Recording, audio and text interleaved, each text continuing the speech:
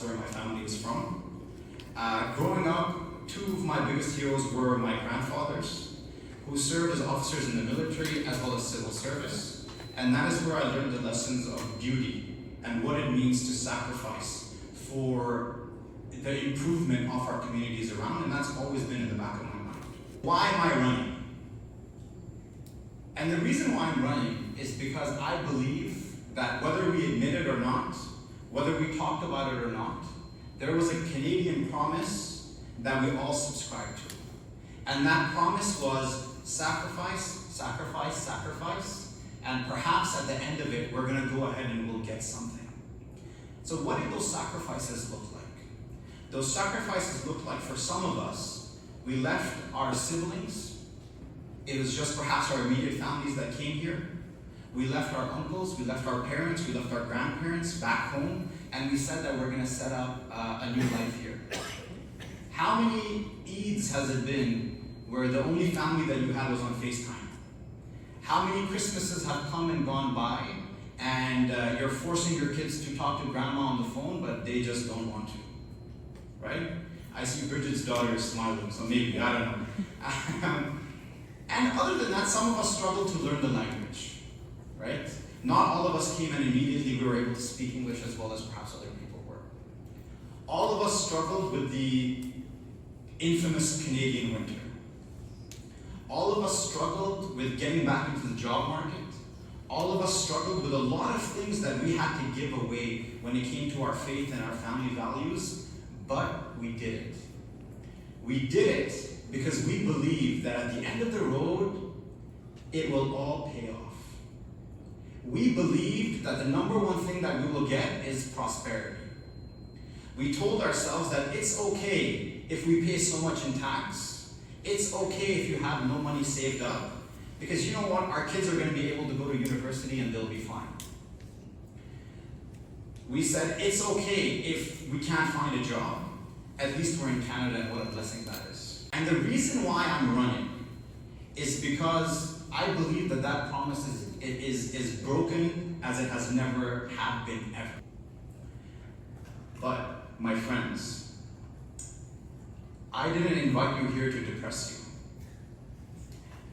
So, what I am about and what I believe is my platform is if we focus on 4 things, then we would be able to have a change.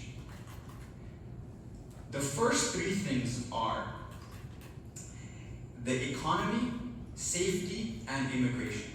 Economy, the worse everything becomes. The more inflation goes up, the more everything goes up. And it bothers me to my core to understand that right now we have a government that doesn't understand something that's been around for more than 500 years. The more money you print, the more money that's in circulation will lead to higher inflation. Once you have higher inflation, the government will raise their taxes. Once they raise their taxes, you all will have less money in your pockets. The money that the government decides to spend is not their money. The government has no money. The government is spending your money. And although, I'm sorry about that. And although you might think that this is fantastic, the government is doing A, B, C, D for us, and that's great, in reality, you will pay for those bills. And if you are lucky enough to not see the day where you will pay for those bills, I can guarantee you, your kids will pay for those bills. Loans, the only thing that leads to is higher taxes, more inflation, and all of us struggling to make our ends meet. I believe if we can fix the economy, then everything else falls in place. And now you might be asking, how are we going to fix the economy? The first thing that we are going to do is we need to lay off the excess spending, get the deficit under control, and that has been, for as long as history itself, the conservative approach. So the other obvious question is, why is Shadab interested in conservatism? Because that is the only way that we get the economy under control. We need to get our spending under control, we need to stop spending money like crazy, and we need to stop making future generations pay for the things that we are doing today. Now, immigration. What are we going to do about immigration? As somebody who was an international student, an immigrant, and I look around the room, I assume a lot of us are immigrants. What you'll notice in everything that I'm saying is that there's a recurring theme. The current Liberal government says and does things that sound sweet to you, but everything underneath is broken. And immigration is no exception. The basic premise is supply and demand. They increase demand. Tomorrow, the government can decide to let in 5 million people from different parts of the world. They'll do that. And next month, 5 million people will be here.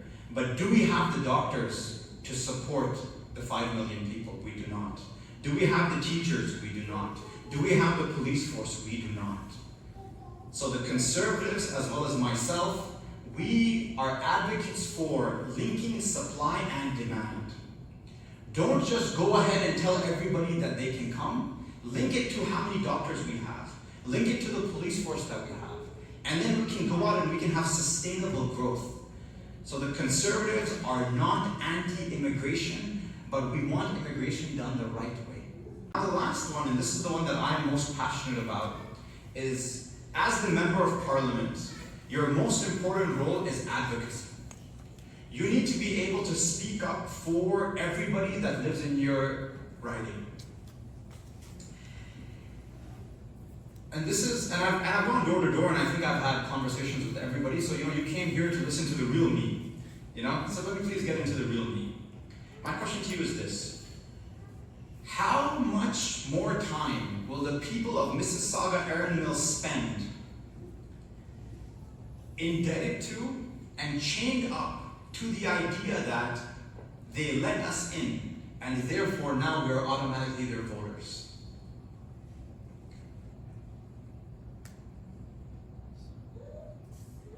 And that's a rhetorical question, but I want you guys to think about it, right? I've gone door to door, and I would be lying if I didn't say at least the conversation comes up 80 to 90% of the time. So then ask yourself this: do you have true freedom if the people that let you in make you think that they're your masters and anything and everything goes? Because don't you dare vote against them, because once upon a time they let you in.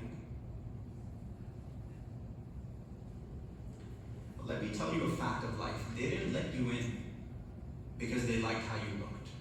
They let you in because you were the cream of the crop.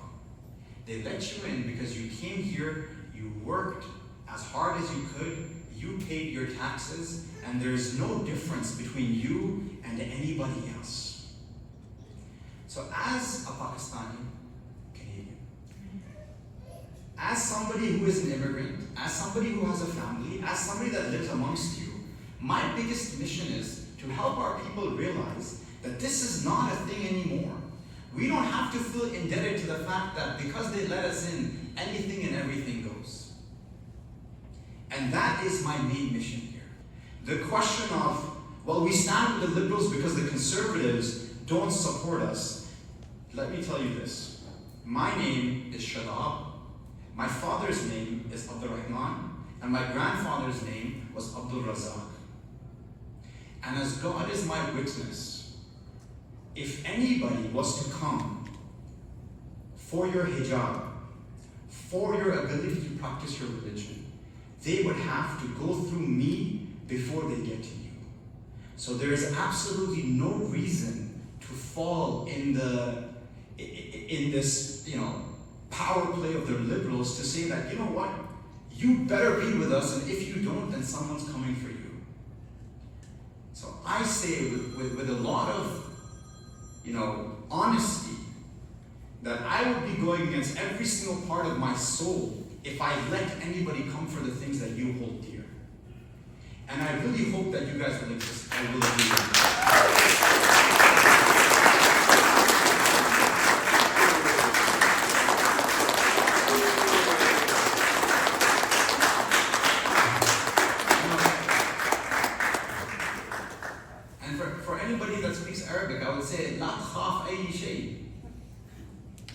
There's no reason to be afraid of anything. There is no reason to vote for somebody because you are terrified. The very famous English saying goes, if you want to know who your master is, ask yourself who you cannot criticize.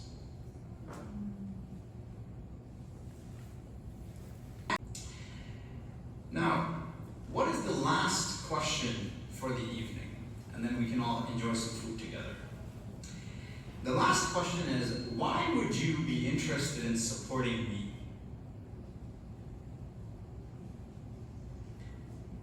And the simple answer to that is, I don't want you to support me because I'm a Muslim. I don't want you to support me because I am a Pakistani. मैं ये बिल्कुल भी नहीं चाहता कि आप मेरे साथ खड़े हों सिर्फ इसी बात पे कि ये पाकिस्तानी है, हम भी पाकिस्तानी हैं. Because then you're falling to the same mindset that I'm trying to go against. I don't want you to support me because تتكلم عربي. I don't want you to support me because I spent so much time in all these different regions of the world and I feel that I'm sympathetic to them all. I don't want you to support me because I am your neighbor. The reason why I want you to support me is because of this. I've spent the last years of my life working so that here I could stand in front of you and with all honesty ask for your vote. What that meant is I have 2 advanced degrees in economics from the #1 business school in Canada. I've spent years of my life researching and teaching business and economics. I want you to vote for me because you believe that I am the most qualified candidate. And I believe that we have to be educated, we have to be capable in order to fight for the right things. I'm not saying that I know what's right all the time, but I can promise you this, that you should vote for me because I will fight harder than anybody else possibly can. You should vote for me because my team is the most organized that you will find. You should vote for me because I have the most relevant experience, whether it's education or whether it's in a professional setting. And for those reasons, you should vote for me.